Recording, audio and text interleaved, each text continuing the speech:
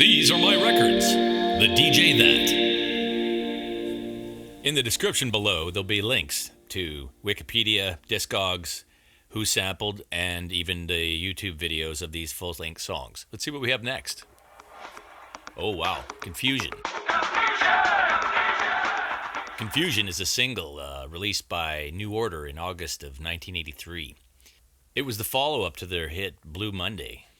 The song is produced by a New York DJ named Arthur Baker, and so this one in particular was recorded in New York. On side A, Confusion and Confused Beats, they're actually mixed together, so when you let the whole side A play together, it's a 13.5-minute long remix by Arthur Baker. The rough mix on side B is the original song mixed by New Order.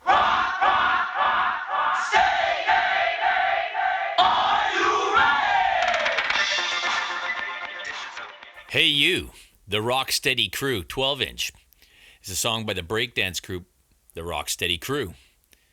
It's from the record Ready for Battle. It was released in 1983. The record sleeve opens at the top so a DJ can read the label better. It made the #1 spot in Belgium and the Netherlands singles charts, and also reached the top 10 in many other European countries, including the UK. The single was sampled in notable songs like Nina Cherry's Buffalo Stance, De La Soul's Cool Breeze on the Rocks, and B-Boy's Revenge 97 by Zeb Rockski and the Stieber Twins. This record came out in 1983, and they'd been breaking way longer than that. Ken Swift, Crazy Legs, Doze are still involved in the arts. Baby Love is married with a family. Buck 4 and Kyriaki are no longer with us. Rest in peace. Rock Hard, Party's Getting Rough by the Beastie Boys on a 12-inch single. The cover design is famous now for being the official Def Jam Records logo. This single was the Beastie Boys on Def Jam before Licensed Ill in 1984, and it's their first major label rap record.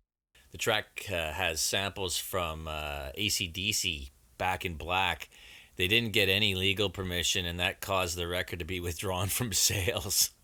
Def Jam included the song on their 1987 Kick It, the Def Jam Sampler LP in Europe, and re-released it again in Europe in 2007.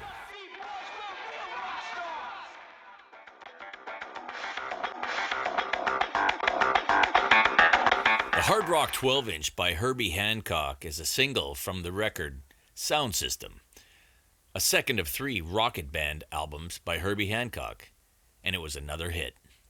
This album captured the successes of the previous Future Shock Rocket Band album, with some more twists and turns.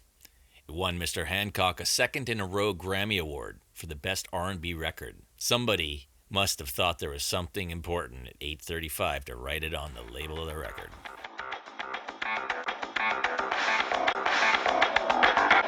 This song contains samples from The Grand Mixer Cuts It Up by Grand Mixer DST and the Infinity Rappers. Also, Change the Beat, the female version, by B-Side. These are the instrumental songs from the movie Wild Style. It's been called a documentary. I think it might be more than that. It's very influential, for sure. I remember being younger and it would come on late night television. I lived in a small town for several years and they had satellite TV that came from the eastern seaboard and Chicago and whatnot. And it would come on late at night and it was very influential to me.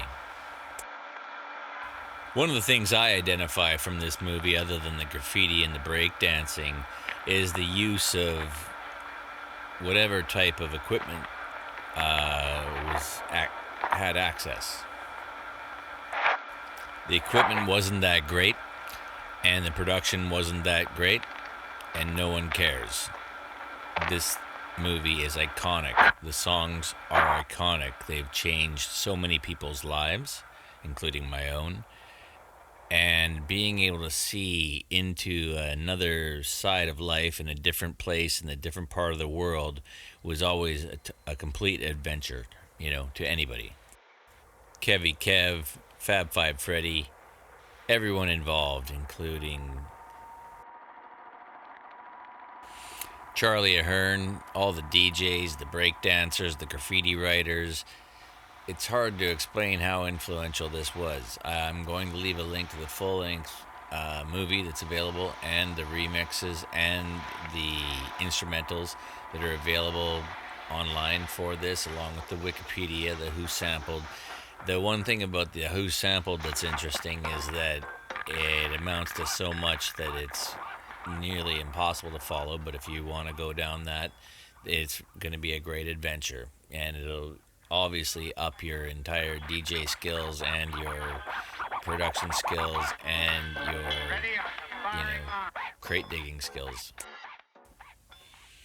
There was also Style Wars. This movie, Wild Style, came out in 1982, which is even before the advent of Technics 1200s.